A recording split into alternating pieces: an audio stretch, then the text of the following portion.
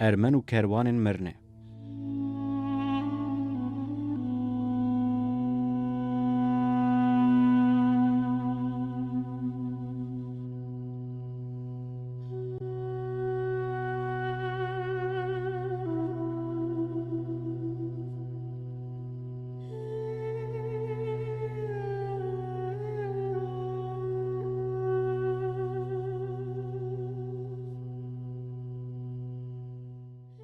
Ji destpêka sedsala bîstan ve guhertinên giring li ser asta rojhilata navîn û cîhanê rûdan.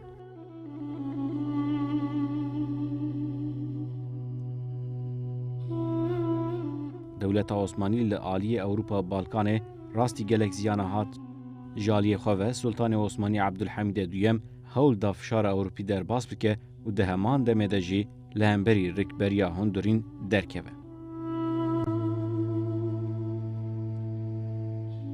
Li hema siyasetên wî di vê derbarê de bi ser neketin ji ber ku Komeleya Îtihad û Teraqî Kongreya xwe ya yekemîn li Parîsê sala 1902 li dar xistibû.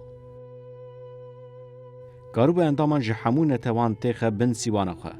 Armanca hemûyan jî dawî ayna desthilatdariya Sultan Abdulhamîd bû. Ev armanc li ser erdê pêk hat. Îtihad û Teraqî karîbû desthilatdariyê bi dest bixe. Sultan Abdulhamîd neçar kirin ku sala 1908 Wezaretê pûç bike, destûrê ragîne û girtiyan jî serbest berde. Piştî van gavan jî Sultan Abdulhamîd sala 1909 hate dîlgirtin û ew xistin zîndanê. Bi vê gavê re dawî li pêvajiyekî giring ji dîroka Dewleta Osmanî hat.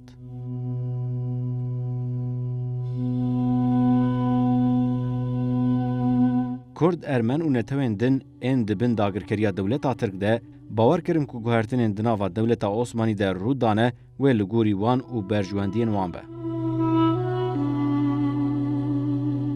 Rojnameyên Tirk û Ermen hevpeymana Partiya Taşenak a Ermenî bi Îtihad û Teraqî re belav kir.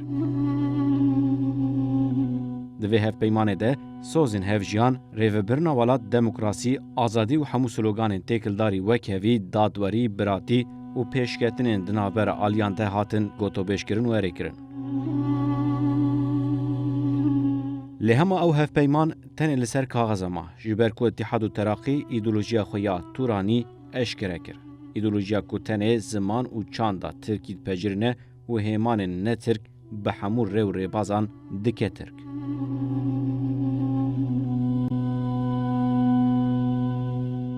Ev armanc bû pareke giring û sereke ji plansaziya wê. Di pişaftin û tunekirina çandên gelên din de hemû pîvanên sincî derbas dikirin. Di vê derbarê de rêberên Îtihad û Teraqî bi awayekî zelal û vekirî digotin, di vê hemû neteweyên dinên netirk werin qewtandin an jî di nava çanda Tirkî de werin pişaftin.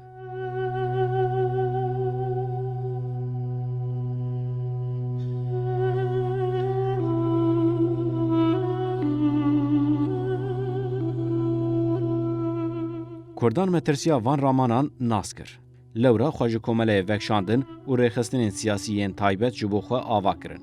Weke Komeleya Kurdên Teawun û Teraqî ya di 19 Rizbera 1908 de ava bû. Vê komeleyê di têgihiştina neteweya Kurd de rolekî mezin lîst. Ew rol birya nasandin û şirovekirina êş û azarên Kurdan di pêvajoyên derbasbûyî de dihatin lîstin. Her wiha daxwaz û rêbazên pêşxistina civaka Kurd derxistin holê û avakirina têkiliyên baş û xort bi cîranan re, bi taybet bi Ermenan re dan pêş.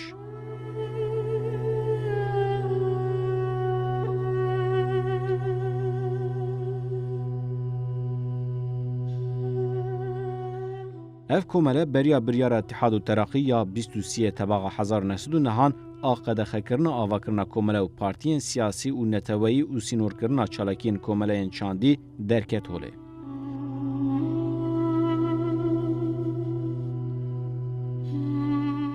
Piştî biryarê Kurdan rêxistinên xwendekarin ava kirin weke komeleya hêvî ya xwendekarên Kurd 1911. Destpêkê partiyên Ermenî jî tevlî Îtihad û Teraqî bûn û di hilbijartinên parlamenê ya sala 1908 de jî beşdar bûn.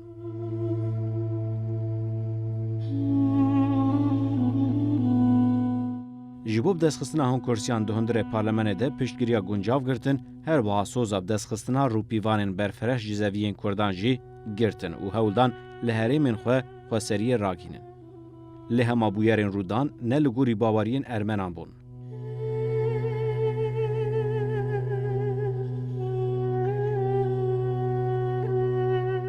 Hemû sozên Îtihad û Teraqî ji Ermenan re vala derketin û biryarên fermî li hemberî hemû gelên dibin dagirkeriya Dewleta Osmanî de veguherîn biryarên nijadperest.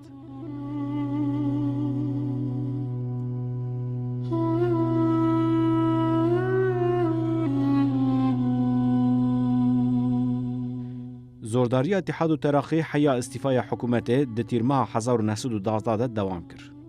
Wê demê Îtihad û Teraqî li hemberî Îtalya têk çû û Lîbya ji bin serweriya wê derket. Li şîna wê jî hikûmeta hevbendiya nerm desthilatdarî bi dest xist û hin çeksazî jî kirin û rê ji derketina komele û rêxistinên siyasî û wêjeyî yên Nettirk re vekir. Lê hema vê yekê dom nekir. Bi taybet piştî derketina Balkan ji destê wan, wê demê Îtihad û Teraqî careke din di destpêka 1913 de desthilatdarî bi dest xist û careke din jî hemû çalakiyên siyasî û netewî yên Nettirkan qedexe kirin. Ji ber biryara Osmaniyan Kurd lewaz neketin. Tersî wê wan çalakiyên xwe xort kirin û daxwazên xwe di xweseriya herêmên xwe de avakirina artêşeke Kurdî û avakirina dibistanên Kurdî de bi awayekî zelal û vekirî raghandin. Hêdî bingeha serhildaneke gelêrî amade dibû. Ji Bidlîsê dest pê kir û giha Amed, Musil, Kerkûk û Silêmaniyê. Ji keliyên destpêkê ve Kurd bi Ermenan re di nava têkiliya dabûn. Lê hema Osmaniyan rêbazên herî xirab û hov ji bo çewsandina wan serhildanan bi kar anîn di derbarê Kurdan û qirkirina çalakiyên wan de biryarên cuda derxistin. Di navbera Kurdan û jîranên wan de gelajî belav kirin. Wê demê jî dahola şerê cîhanê yê yekemîn lê dida.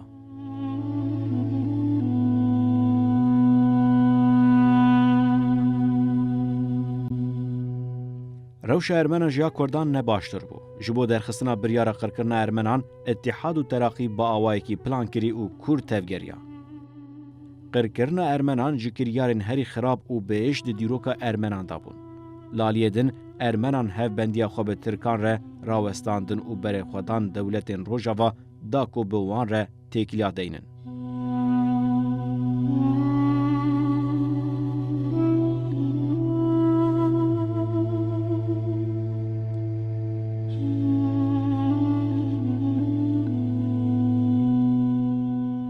Ji wan welatan Almanya ne di nav de bû. Ji ber ku têkiliya wê bi Dewleta Osmanî re xort bûn û di navbera wan de berjwendiyên aborî hebûn.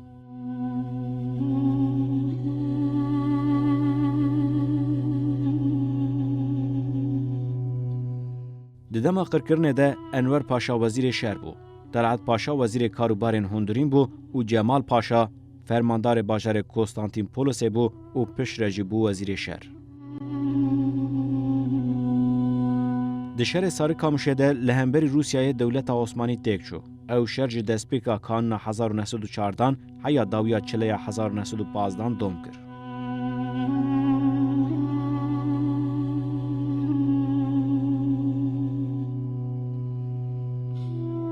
Ew şer ji bo Osmaniyan derbeyeke giran bû.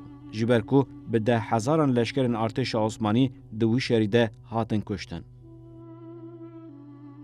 Ji bona ku di binketina xwe de xwe mafdar bidin der, Ermen bi hevkariya bidijmin re tawan bar kirin û berpirsyariya binketinê xistin stûyê Ermenan da ku ji pêkanîna planên xwe re yên derbarê tunekirina Ermenan li wan herêman bihaneyan amade bikin û xwe mafdar derxînin holê.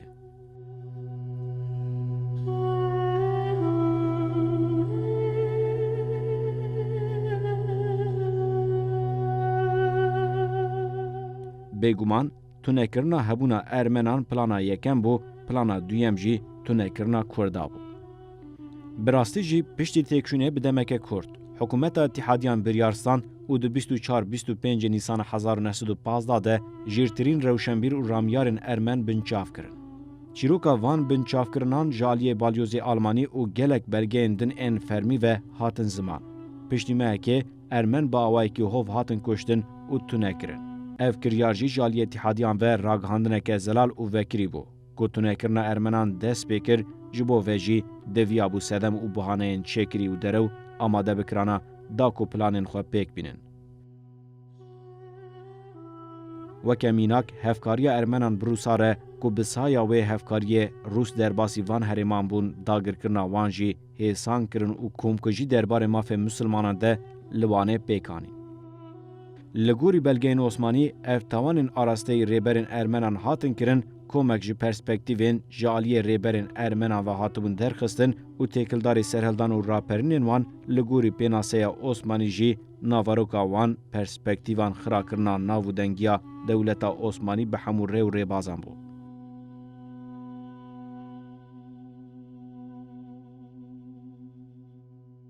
Di nav de jî serhildan û raperînên nava bajaran li darxistina operasyonên leşkerî li dijî baregehên leşkerî yên artêşa Osmanî û kuştina leşkerên Osmanî bûn. Heman kiryar li dijî Musilmanên herêmê jî bûn da ku tirs û sawet têxin hundirê wan û wan koş bikin û siyaseta koştin û şewtandina milkên wan bimeşînin û gelek tawanên din jî hebûn.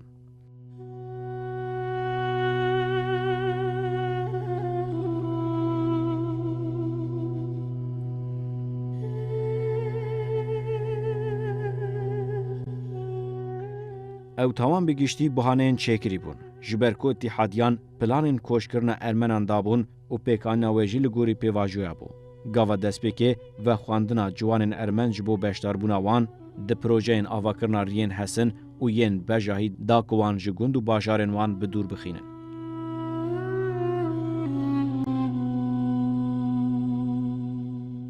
Piştre veguhestina çalagerên girîng ji herêmên wan ber bi herêmên din ve koştina rewşenbîr siyasetmedar û kesên li ser civaka Ermen xwedî bandor, koştina ciwanên Ermen ên ji bo leşkeriya neçarî dihatin xwestin, talankirina mal û milkên Ermenan li gorî zagoneke taybet û tunekirina hemû cihên olî yên çanda Ermenî nîşan didan bû.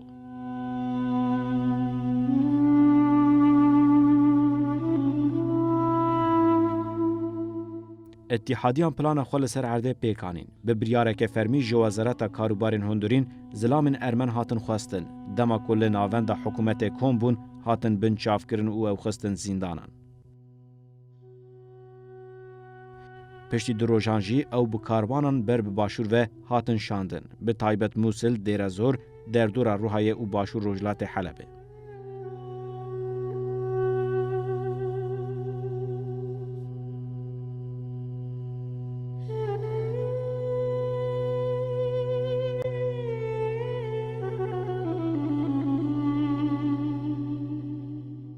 Karvanên koşberan mezin bûn. Bawayekî hov bi werîsan dihatin girêdan û kuştin. Dema ku ew karvan rastî êrişên rêbiran dihatin, leşkerên îtihadiyan parastina wan nedikirin ji ber ku ew rêbir ji aliyê îtihadiyan ve hatibûn erkdarkirin da ku tawanên kuştina Ermenan werin veşartin. Ew karvan li ser yan rastî îşkence, biçûkirin, revandin, birçîbûn û destdirêjiyê dihatin. Bi hezaran term li çûr û beyaran man û çarenûsa hezaran jî heya roja îro nediyar e.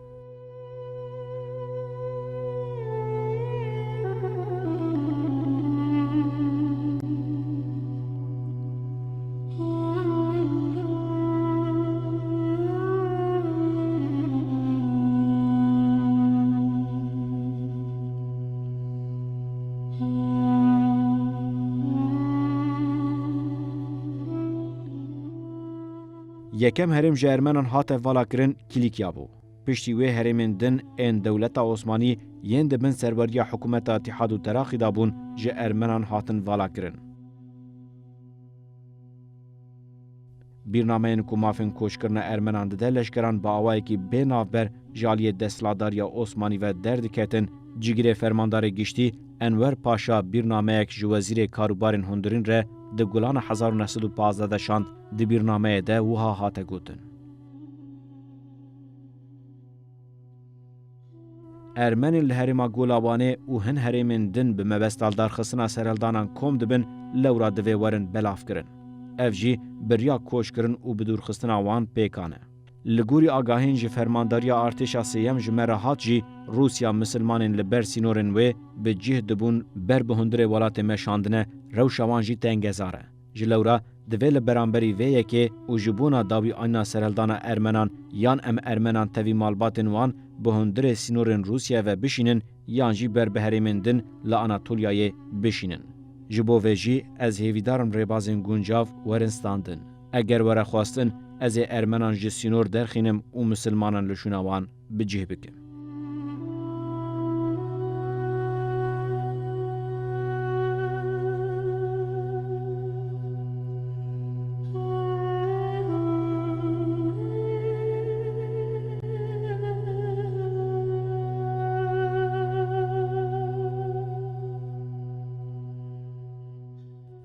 دوی برنامه ده داخواز اتحادیان و نیازن وان ده کوشکرنا ارمن و کردان ده و بداوی آننا هبونا وان لوان هریمان تیناس کرن.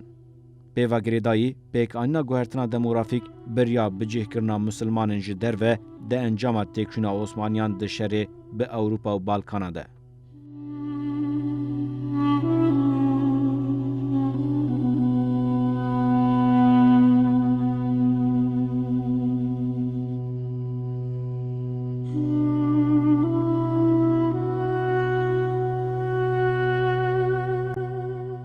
او مسلمان آلبان، بوسنا، بلغار و چچن لهریمن عینتاب، روها، آمد و بیازیده هاتن بجه کرن. دگولان 1915 ده انور پاشا برنامه کی وشارتی جی فرمانداریا ارتشا چارم رشاند ده آگاهین پیوست درباره ارمنن کو بر بهریمن دن و برن کوش کرن هبو. جبوب جه کرنا ارمنان هریمن مینا ارزروم، وان، بیدلیس، گندو نافچنگ ریدای اسکندرون، بلان، جسر شغور و آنتاکیا هاتن آماده کرن. دویا با ارمن جه ارزروم، وان و بیدلیس برب موسله زوره و روحای باطنا وگو هستن. ارمنن لآدانا حلب و مراشجی بر به هریمن روجلات سوریه باطنا شاندن. جمرجن کو دویا بو بهاتا پیکانین جی دویا بو گنده ارمن هری نیز 25 کیلومتران جریه حسن آب بغداد دور به.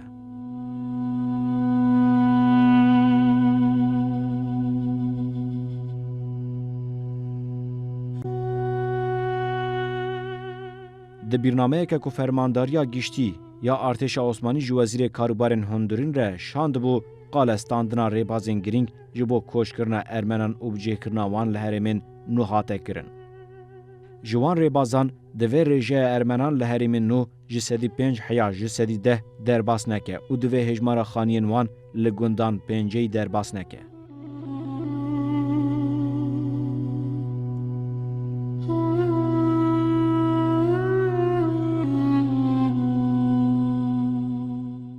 دبیست آذر 1915 ده بریارکی درکت که چه ناب ارمن جین خوی نو بگهرینن یه بگهرنه جیوه راستی توندیه وره.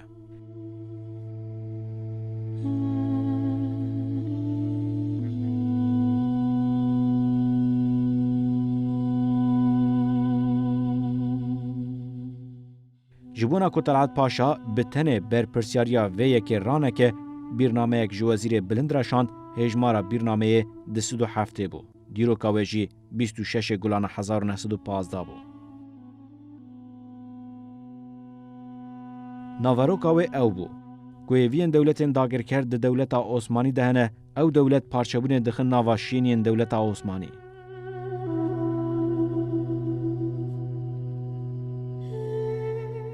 هات گوتنجی که ارمن به دجمن ره هفکارن و لو تفگرن ارتش عثمانی آستنگ دکن.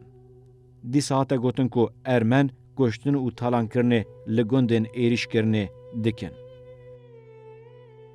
جبونا مسوگر کرنا اولهیا دولت جی دوی بریاره کی حشک درباره کوش کرنا ارمنان جه هریمن شر ورستاندن.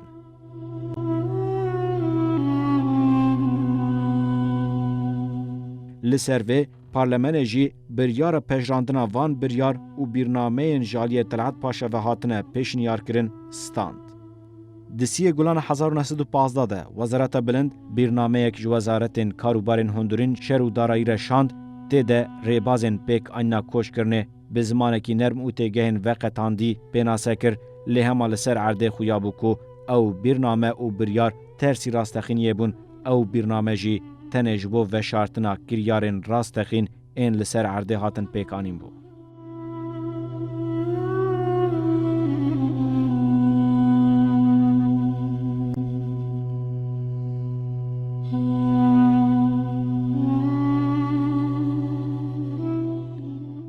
ناوروکا بریاران تنه اف بو.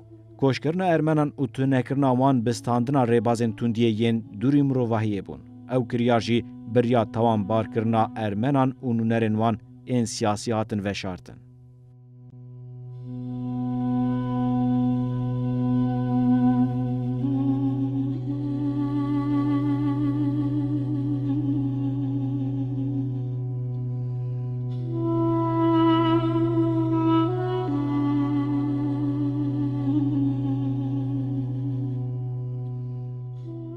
دیگه که پوشبره 1915 زاگونا دمکی یا لگوری حکومت لدیجی رکبرین حکومت دروجنمه تقویم ده درکد. به وی زاگونه ره لشونا وزارت کاروبارن هندرین ارتش بو خودیه سرپرشتین ستاندنا همو ریبازن او تونه کرناوان.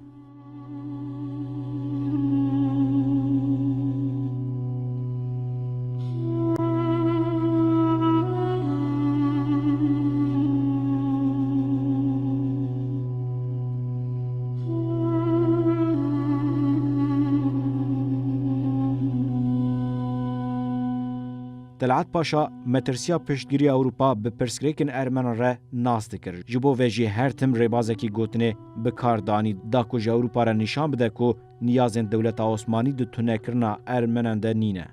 لی هما پینگاوین کوش کرنه به مبستا پاراستن اولهیا دولت عثمانی او سینورن ویه.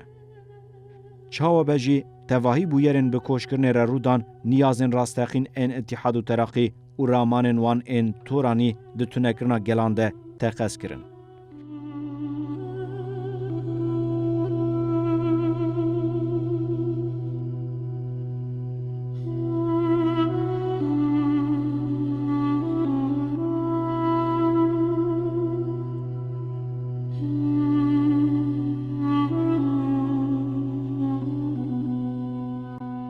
هجای گوتنه بلگین عثمانی بخوجی دین زمان که حکومت مابونه او کسین اولا خوا گوهراندنه او درباسی اولا اسلام بونه جی قد خکر او به بحانه او کس درو کارن او جی وکی یندن بدور خستن.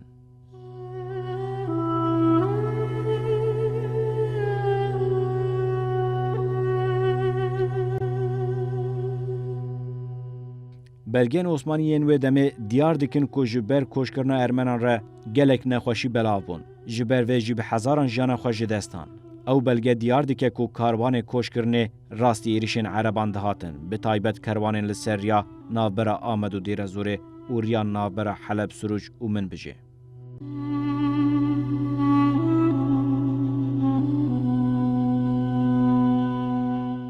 او کاروان راستی دزین تالان کرن و کشتنه دهاتن. لگوری همان بلگیان هجمار قربانیان 10,000 درباز کر.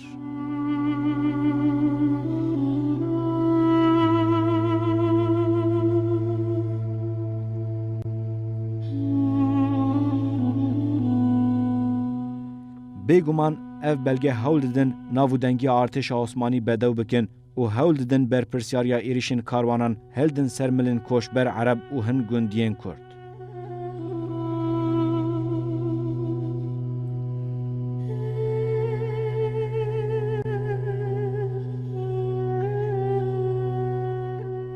به وی آوایی دخوازن بریارن خواهین درباره تونکرنا ارمنان دا درخست بون و شیرن.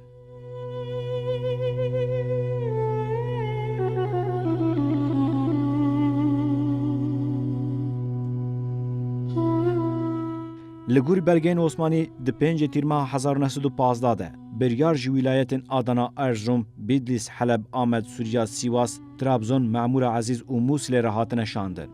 هر وها همان هشاری جی سروکتیا کمیته پرین بردایی بانگاگرین دیر زوره مراش جانک کایسری و ازمیر ره هاتن شاندن.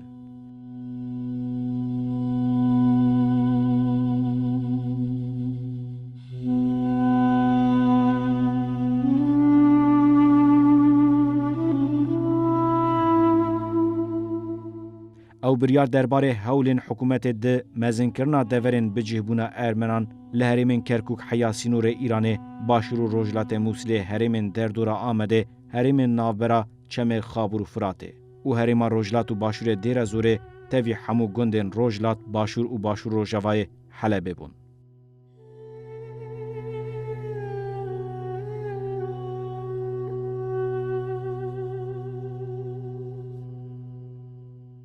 ارتش دورین کومونا ارمنان دیار کرن او دورجی اف بون. قونیا، جزیره بوتان، آمد، بیراچک و حلبه داکوان بر بهرمین بجیه بوناوان این نوده بشینه. لگوری بلگین عثمانی ارمنین کایسر و سامسونه دریا مالاتی رهاتن کوش کرن.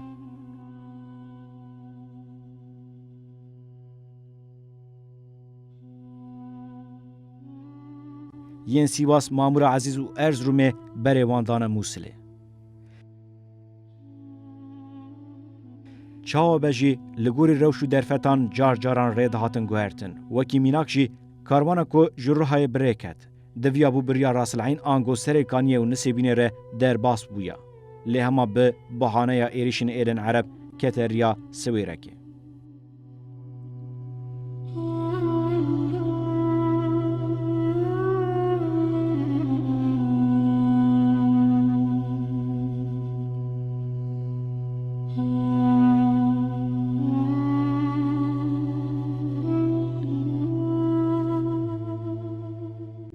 کاروان جرو جوای آناتولیا بریکت کتریا کوتاهیا قارا حصار قونیا قرمان ترتوسه هن کاروان دنجی کتن ریا قارس مرش بازارجی که داکو بگهن دیر زوره هیزن عثمانی هرتن بجاهی به ترین و عربین به آجالان دهاتن کشاندن بکاردانین جارنجی جبو درباسکرنا چمان کشتی بکاردانین لهما مشال سرپیان هری زیده بو و هری اشکنجه تر بو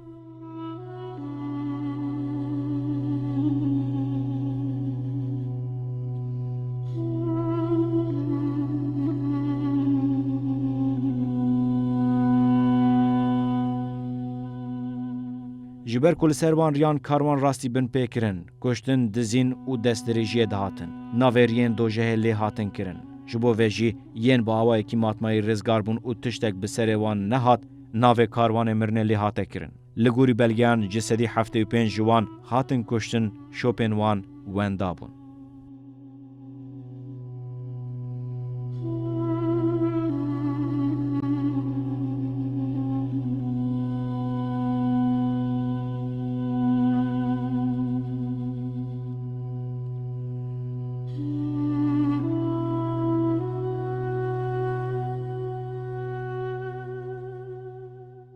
پشتی دمک درج لگلک دوران گورین کومی هاتن دیتن او گور ین قربانین قرکرنا ارمنیا بون.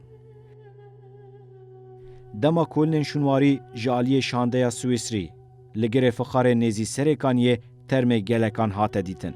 لی هما دور هریب ناو دنگ هریما مرگدا لسر یا نابرا حسکه و دیر زوره بو. لوی هریمه گلک گورین قربانین قرکرنا ارمنیان هاتن دیتن. تگوتن دما بنگهن آواکرنا دبستانه که لی مرگدای دهاتن کولاندن او گور هاتن دیتن و پشتی لی کولین و وکولین مزناهی و گرانبونا فلاکتی هاتن ناس کرن.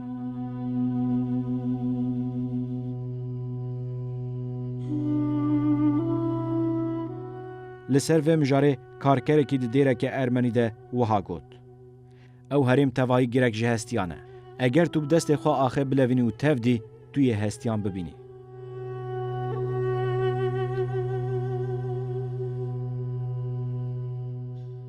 بله نهاجی مرگدا جه ارمنان را بویا زیارتگه. هر سال ده 24 نیسان ده دچن سردانا مرگدا داکو دلسوزیا خو به قربانیین قرکرن و کوم کوجاره نیشان بدن.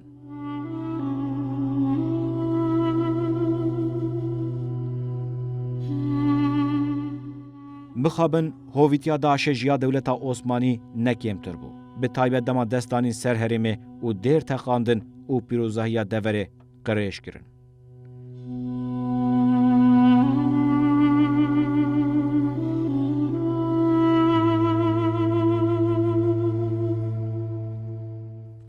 تاوی ناسکرنا گلک دولتان جوان ره حکومتین ترک ان پشت هاتن هولدان خوش بر پرسیاریا وان کوم کوجان رزگار بکن. ناسکرنا کمکوژین ارمنان مرجا سرکه یا اندامتیا ترکیه ناوا یکتیا اوروپا بو. لما ترکیا و داخوازه پاشگوه دکه او هول ده وان بویران تیخ چارچوه یا بویرین شر جهانه یکمین.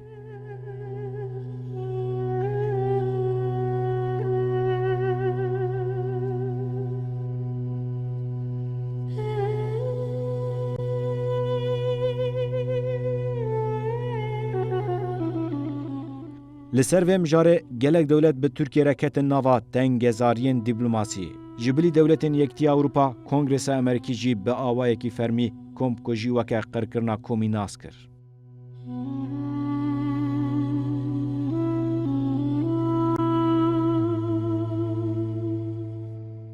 هر شخصی ترک جوه برپرسیاری بروه و دیروک برو واجی بکجی لهمان راستی ناین گوهرتن.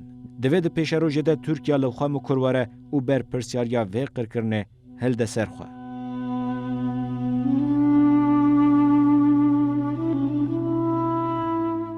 گلن هریم جی کرد عرب با آوایی کی و حتی راده کی و لگوری کارین و درفتن وان ارمن پاراستن. حیا آسته که جان خوشی کرن قربان داکوان و شیرن.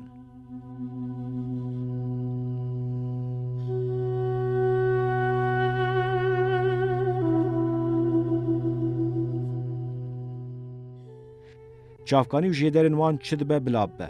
ناوارو که هن پرتوکین کو به خرابی قال رولا کرد و عربان دکم کو جیان داده که آرمان جی آویتنا گلاجی نابرا وان گلانده یه دا کو افسنگی و خونین وان این هفبش لواز بکن.